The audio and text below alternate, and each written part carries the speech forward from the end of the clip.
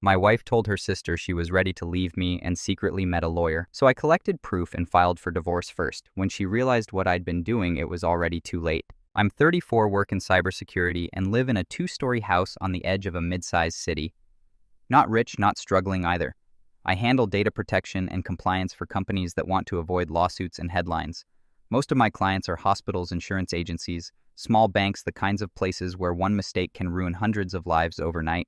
My wife's name is Lena. She's 32, works in marketing for a regional healthcare company.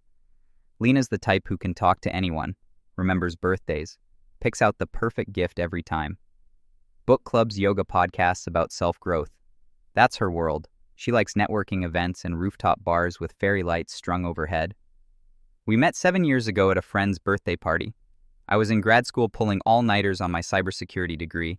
She was fresh out of college working as a marketing assistant, full of ideas about life in the city and where her career might go. Back then, she told people she liked that I was focused, said it made her feel grounded. Somewhere over the years, focus turned into serious, then serious turned into boring. At least that's how it felt. Lately, Lena's been moving fast. Long hours, promotions, new people in her orbit. I stay steady. Bills paid, house fixed, meals cooked when needed. We talk, but it's surface level now. Schedules errands, whose turn it is to buy groceries. Nothing like the late night conversations we used to have in our first apartment about where we wanted to be in 5 years. That morning started like most of mine do. Alarm at 5:15 ruck by the door. I wasn't always this disciplined. 2 years ago, I was 15 pounds heavier, running on caffeine and takeout, feeling like every day was just something to survive. One night, I decided to start small. Wake up early, carry weight, move with purpose. It stuck. Outside, the air was cool from last night's rain. Sidewalks glistened under the streetlights. I tightened the straps on the pack, 55 pounds inside, and started the timer on my watch. Rucking isn't like running, it's slower, heavier. Every step feels like something you chose to do on purpose. 40 minutes later, I was back, shoulders burning, calves tight, breathing steady, logged the distance and time in my notebook like always. Date, weight, pace, weather. No audience, no app streaks, no bragging post, just a line on a page proving I showed up. Inside the house was quiet except for the fridge humming. I made eggs, toast, coffee, the simple kind, nothing that needs 5 ingredients or TikTok tutorials. By the time the laptop booted, I already had a ticket from a client. Phishing email hit one of their sales reps. I VPN and killed the session, reset credentials, checked logs for other hits, sent a short report with steps to avoid it next time. 25 minutes start to finish. That's what I like about my job. Problem solution done, no drama. I was jotting down invoice notes when Lena walked in. Hair up, navy skirt, blazer heels clicking on the tile. She always looks put together, like she might run into someone important at any second. She poured coffee, leaned on the counter watching me. "Why are you so cold to me lately?" she asked. I kept writing. Finished the line I was on before looking up. "I'm practicing standards," I said. Her eyebrows pulled in. "Standards. Yeah." I sipped my coffee, trying not to live below them. She didn't say anything. Just looked at me for a few seconds like she was waiting for me to explain. I didn't. She grabbed her travel mug keys and walked out. The house felt quieter after the door shut.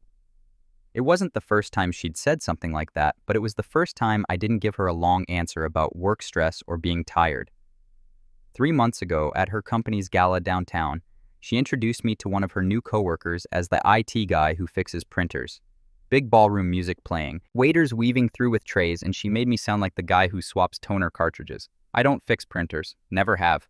I handle data security for hospitals that can't afford mistakes. If I screw up, people's medical records go public. Her company pays consultants 6 figures for what I do in-house for others. Her coworker gave me a polite nod and moved on.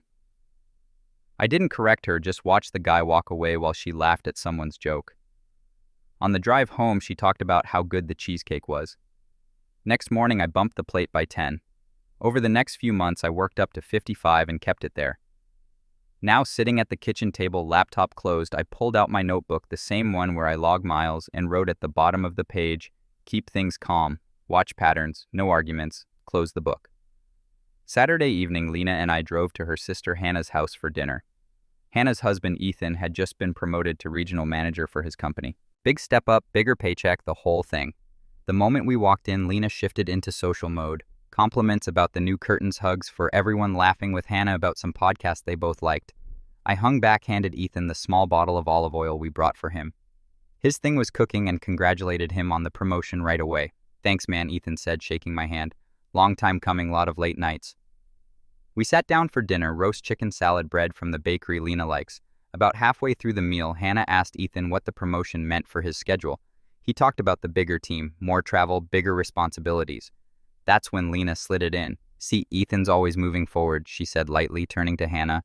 Some people are just natural go-getters. She didn't look at me, but she didn't have to.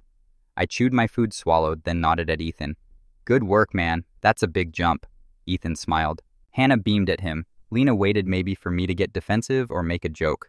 I didn't. When dessert came out, I checked my watch. I'm going to head out, I said, standing. Already, Lena asked. Yeah, got open mat tonight, I said. Been on the calendar all week. The gym bag was already in the trunk. Wrist tape, mouthguard, case, water bottle. I'd signed up for Brazilian jiu-jitsu classes last winter, partly for fitness, partly to do something outside work. Saturday nights, they held open mat, rolling, drilling, no set class. I wasn't great, but I showed up. Congrats again, Ethan, I said, shaking his hand before heading out. On the drive, Lena texted, You could have stayed a little longer. I didn't answer. Not out of anger, just didn't see a point in arguing by text. The next weekend, we had a neighborhood get-together at Derek Lewis's place 2 streets over. Burgers, lawn chairs, kids running around with water guns. Derek works in finance, numbers guy, always reading market reports on his phone. His wife set out chips and drinks on a long folding table.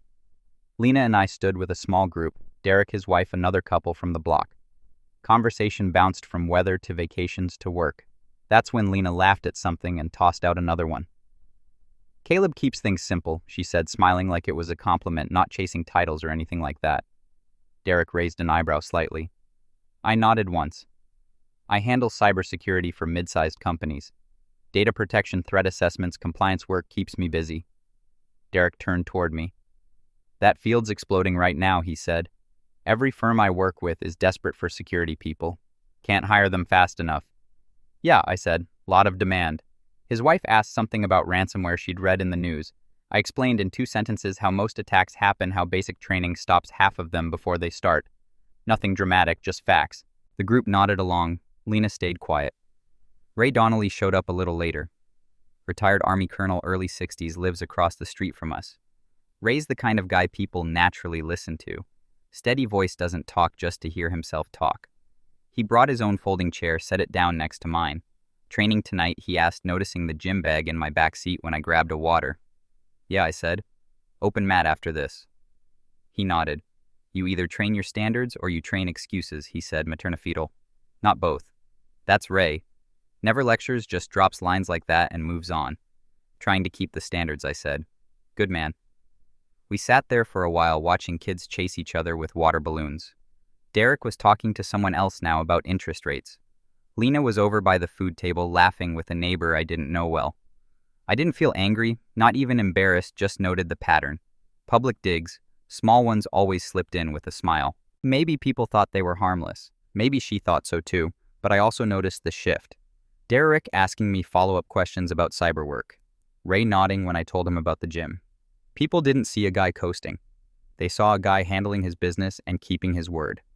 When the sun dipped low and people started folding chairs, Lena walked over holding leftover cookies and foil. Ready to go. She asked like nothing had happened. Yeah, I said. On the drive home, she talked about how nice it was to catch up with everyone. I kept my eyes on the road, hands at 10 o'clock and 2, same way I did after the gala. Back home, I wrote one line in the notebook before bed. Stop chasing approval. Keep receipts. Be fair. Then I set the alarm for 5:15. Tuesday night, 10:42 p.m. My phone rang. I was in the living room folding laundry when I saw the name on the screen, Bayview Clinic. One of my newer clients, small medical practice with about 40 staff. I answered on the second ring. Caleb, it's Monica. We think we've been hit. Files are locking up. Getting weird messages. Can you get on a call right now? I grabbed my laptop from the kitchen counter. Send me the Zoom link.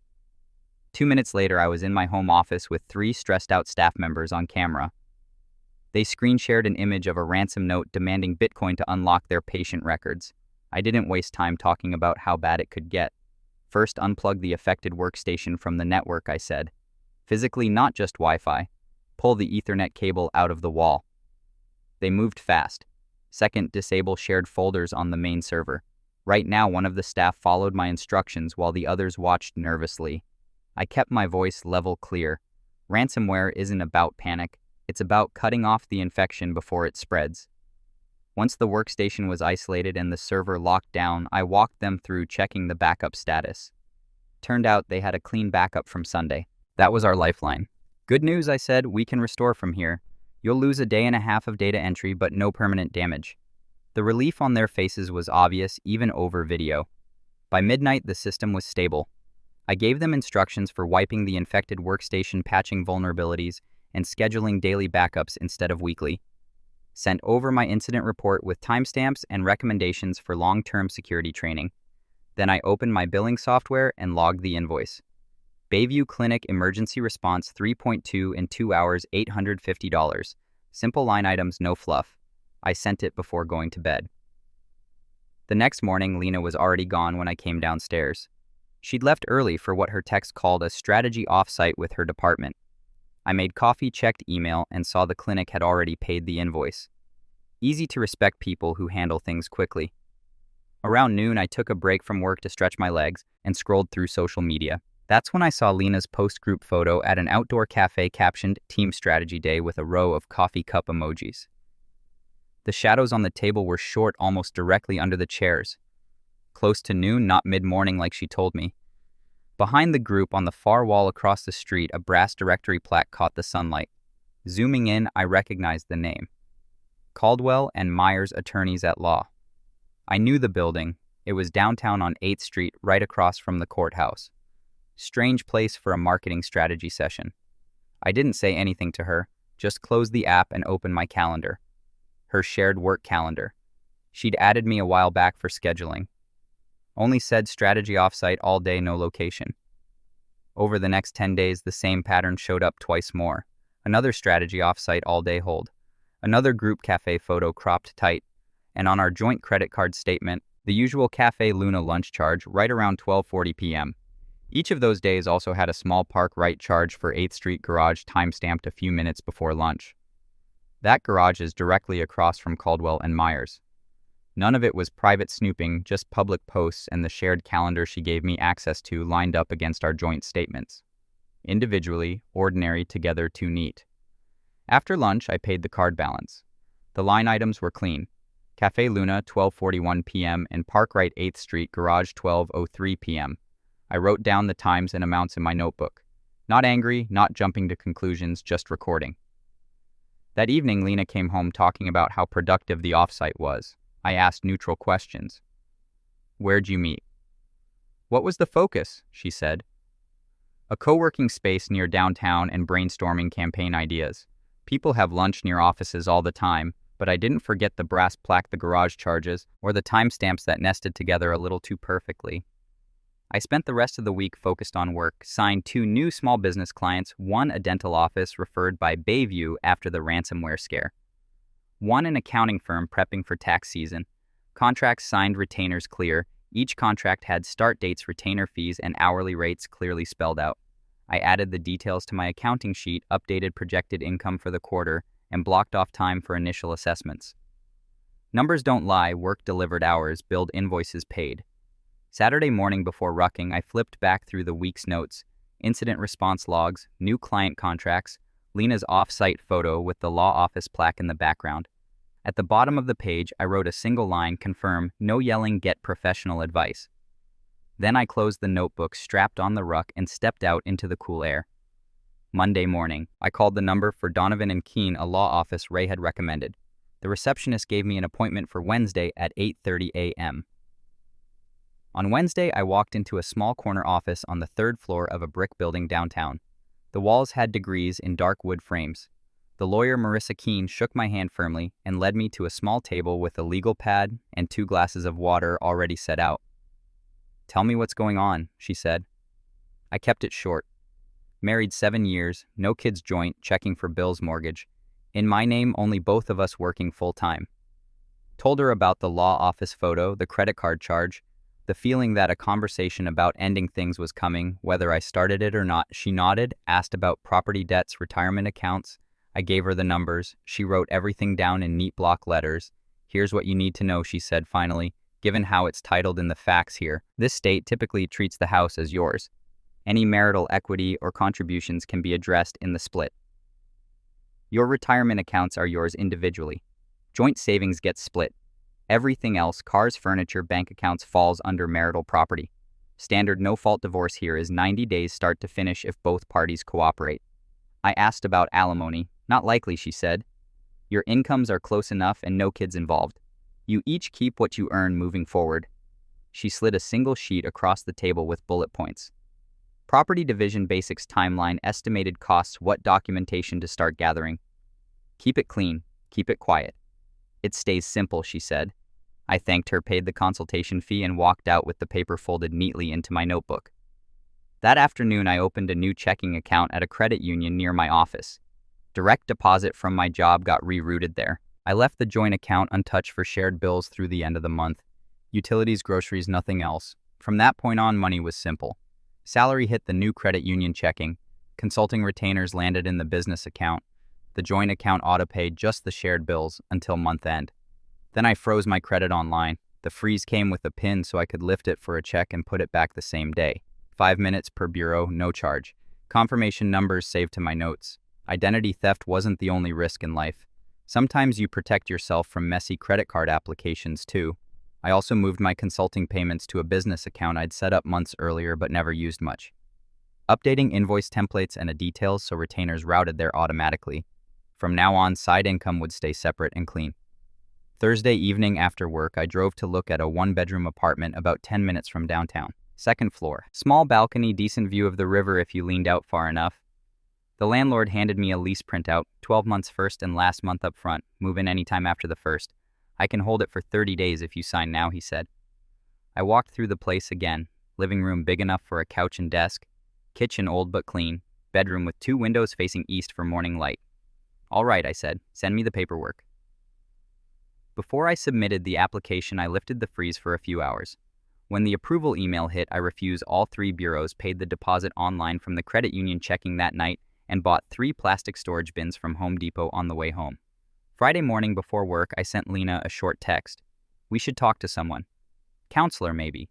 Things feel off. She replied an hour later. I'm really busy with campaigns this month. Maybe later. I screenshotted it, saved it in the same folder where I kept receipts and bank statements. Not as evidence for court, just for clarity later if she said we never tried. Saturday was meal prep day. Chicken breasts, rice, vegetables, and labeled containers stacked in the fridge. I bought a new tub of protein powder, set it next to the blender on the counter, rucked 4 miles with the weighted pack before lunch, showered, then hit the 2 p.m. Brazilian Jiu-Jitsu class at the gym. Coach had us drilling guard passes and escapes for 90 minutes. I got tapped 3 times by a blue belt half my size. Walked out, drenched shoulders, sore head clear. That evening, Rai was sitting on his porch cleaning a pair of old hiking boots. You look like a man with a full calendar, he said when I walked over. Just trying to keep things straight, I said. He nodded toward the notebook in my hand. Decide your line and hold it without noise, he said. People respect the quiet ones who follow through. I told him I'd met with the lawyer, opened the account, lined up a place to stay. He didn't offer advice, didn't say leave or stay, just nodded once like a man checking boxes off a list in his head. All right then, he said, keep your routine. Don't let feelings break it. Sunday afternoon, I printed a single page on my home printer. At the top, plan Mercer household, underneath mortgage remains Caleb's responsibility until sale or refinance. Joint savings split 50-50 after closing existing obligations. No contest over vehicles or personal accounts. One of us moves within 30 days of signing. Which person moves is decided at signing. Counseling offer extended once. No further offers if declined. 1 page. Clear terms. Nothing petty.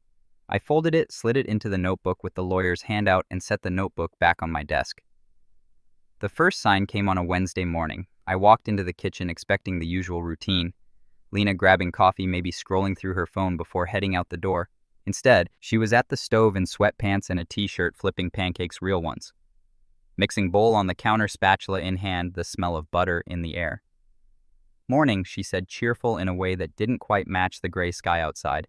Thought we could have breakfast together. I set my bag down slowly. Sure, I said, pulling a mug from the cabinet. She slid 2 plates onto the table, pancakes stacked high, steam rising. I sat, poured coffee, kept it simple. "How's work?" she asked after a few bites. "You've been so busy lately, right?" "Picked up some new clients," I said. "Small businesses keeps things steady." She nodded like she was impressed. "That's great. You've always been good at that kind of thing." I didn't say anything back, just kept eating. The pancakes were actually really good. Before leaving for work, she suggested we take a weekend trip, maybe that cabin resort by the lake, just us. No distractions. "I've got plans Saturday," I said. "Gym in the morning, work after that.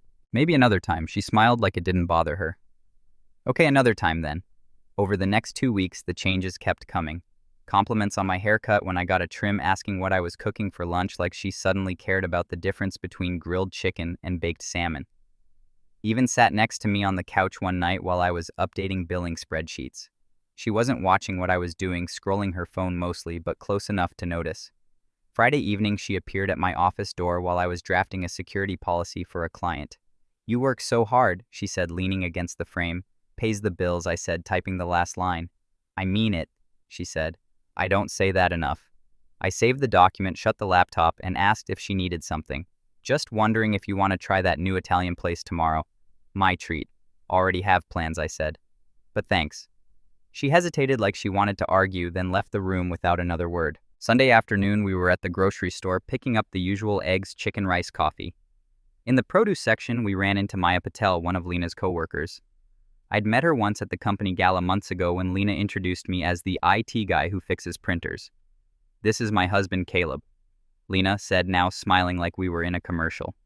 "The cybersecurity guy I told you about?" Maya raised her eyebrows slightly before smiling politely. "Nice to see you again." I nodded. "Hey, how's work treating you?"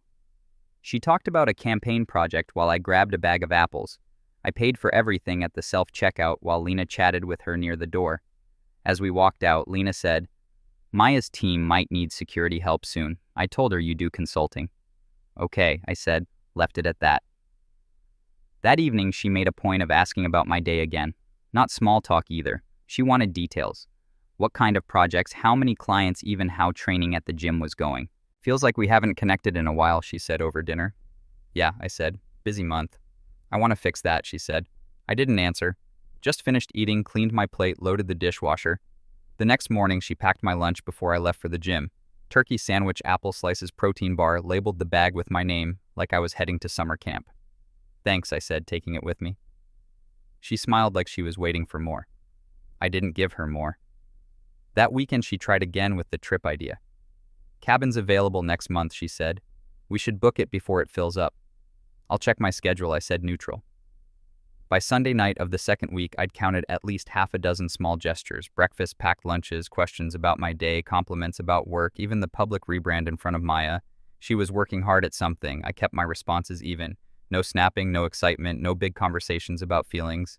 Before bed, I opened the notebook where I logged miles, payments, client calls, everything. On a fresh page, I wrote performances versus consistency. Stick to consistency. Then I set the alarm for 5:15 and turned out the light. 2 weeks later, on a Thursday evening, the house was quiet except for the dishwasher running softly in the background. I had 3 documents printed and stacked on the counter next to my notebook.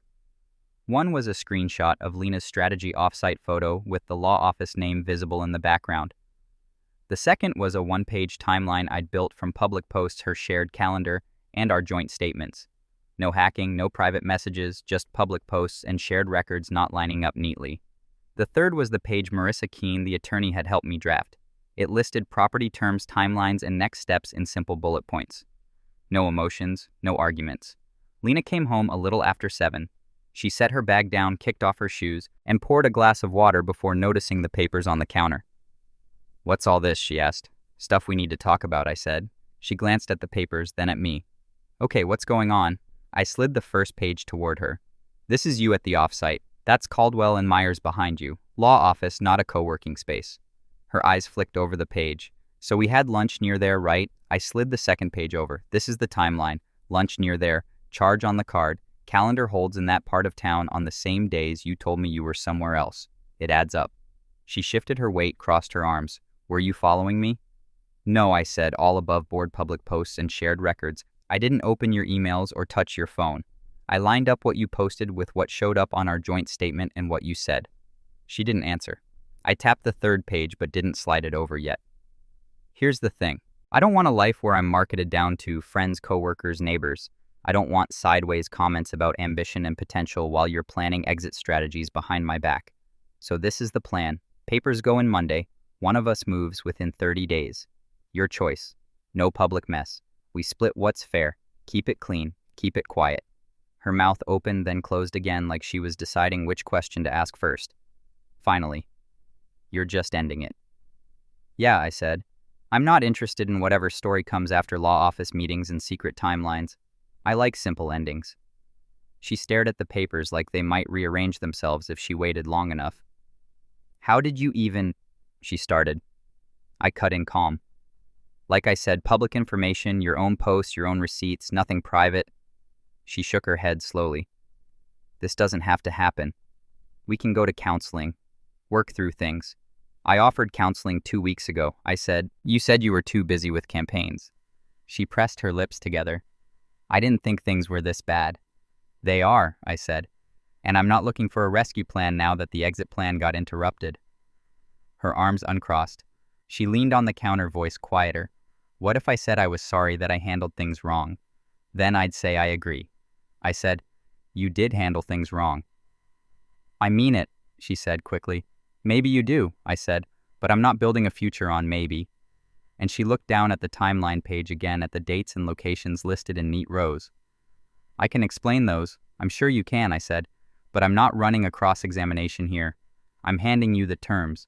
Mortgage stays mine. Joint savings split. Everything else separate. 30 days to figure out your next place. That's the deal. Her voice sharpened. You can't just decide this on your own. I can, I said evenly. And I did. The dishwasher clicked over to its drying cycle. Steam hissed softly into the kitchen. You don't want to hear my side? She asked finally. I've heard your side, I said. For months in front of family, neighbors, coworkers, all the little digs about ambition and drive. I heard it. She gripped the edge of the counter. So that's it after everything. That's it, I said. Clean break. We both walk away with what's fair. She looked at the plan page like it might burn her fingers if she touched it. You already talked to a lawyer, she asked. Wednesday morning, I said. Consultation only. No filings yet. Monday's when it starts if you agree to keep it simple. And if I don't, then it gets expensive, I said. For both of us and public, which helps nobody. She looked at me for a long time like she was trying to find some crack in the wall. Caleb, please, she said finally. We can fix this. I shook my head. We had time to fix it. You spent it somewhere else. I sent her a PDF version of the plan by email before leaving the house. Subject line. Next steps. Mercer. Household body text was 3 sentences. As discussed, attached are the terms for separation. One of us moves within 30 days. Decided at signing. Split accounts is listed. Mortgage stays mine. Filing begins Monday if no alternative agreement is signed. No threats, no arguments, just written clarity. Then I put on my running shoes and went for a long walk through the neighborhood. No music, just the sound of my steps on the pavement and the evening wind moving through the trees. Move-out day came 3 weeks after the kitchen conversation. I chose to be the one to move well within the 30-day window. The River apartment opened up early, and giving her the house for the full 30 kept things simple. I kept it simple. 3 storage bins, 2 suitcases, and my desk chair loaded into the back of the truck I borrowed from Ray. I'd already packed the files, gym gear, and my consulting laptop. Left the couch bed and dining table. She could sell them or keep them. Before leaving, I walked through the house one last time, checked the closet shelves, the bathroom cabinet, the drawer in the kitchen where I kept spare keys and tape measures. Empty. The office was the only room that felt like mine. Desk near the window, monitors, disconnected cables coiled neatly in a box. I wiped the surface down, closed the blinds, and left the folder with utility account details she might need on the counter. She wasn't there. We'd agreed on separate schedules to avoid scenes. I left the house keys in the garage opener on the kitchen counter, locked the front door from the inside, stepped into the garage, and pulled it shut. Then used the exterior keypad to close the garage door before I drove across town to the apartment near the river. The place smelled faintly of paint from the recent touch-ups. 1 bedroom, 1 bathroom, small living area kitchen with exactly 4 cabinets. I carried everything upstairs in 2 trips. By evening, the desk was against the wall, laptop charging, the self-install kit done, and the router blinking next to the outlet. Bed frame assembled, sheets on clothes in the closet, pull-up bar mounted over the bedroom door, training bag leaned against the corner, gloves and wraps stuffed inside. Dinner was rice, chicken, and broccoli cooked in a single pan. Eaten at the counter while my phone buzzed with 2 new client emails asking about contracts for next month. I answered both before bed. The first morning in the new place, I made coffee in a plain black mug, ate 2 eggs on toast, and watched the river through the narrow balcony door. 5:15 a.m. Same as always, ruck-on boots laced 4 miles along the path by the water before most of the city was awake. Back home, shower, black polo, laptop open by 7 for a kickoff call with the accounting firm that signed last week. We went over onboarding steps, security policy templates, employee training dates, firewall updates, 40 minutes, clear action items, scheduled the next call for Friday. No small talk, just work done right. That afternoon, I drove to the community center where Ray volunteered twice a month. He'd set up a small tech room with 6 donated laptops for kids interested in computers. Caleb's the security guy I told you about, Rai said when I walked in. The kids were middle school age. One of them, Jordan, was trying to install Python on a laptop with half the steps wrong. I showed him how to open the terminal, type the correct commands, run a simple Hello World script. When the words printed on the screen, Jordan grinned like he just launched a rocket. "Now make it say your name," I said. He typed slowly, hit enter, saw it work, grinned even wider. Ray watched from the doorway, arms crossed, nodding once. We spent an hour going over passwords, updates, why you don't click random links. Nothing heavy, just basics they could use right away. When the session ended, the kids packed up while I wrote a short checklist on the whiteboard for next week. Jordan high-fived me on the way out. Evening meant training. Tuesday open mat. Same as always. I rolled with a blue belt who caught me in a triangle choke 2 minutes in. Tapped reset, tried again. Tried. Keep your elbows in, he said afterwards, showing me the gap I kept leaving open. Drilled the escape 5 times before we rolled again.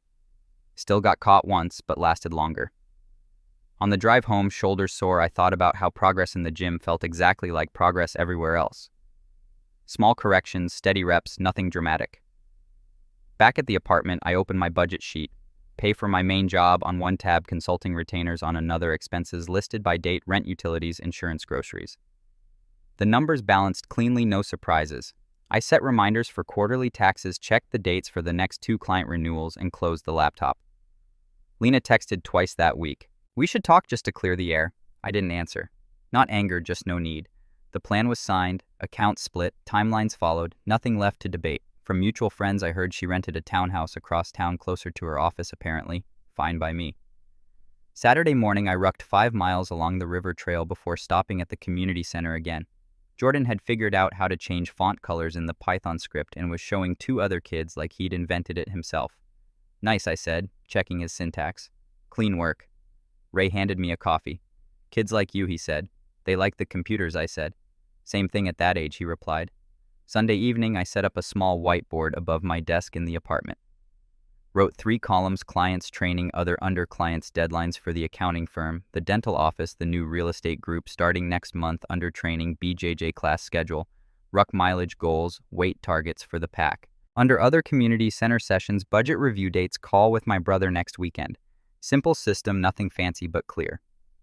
Monday afternoon, I got a text from Rai. Standards held. I sent back always. The next morning looked like every other. Early alarm, ruck on door locked behind me before sunrise. The river was quiet except for a few geese cutting across the water.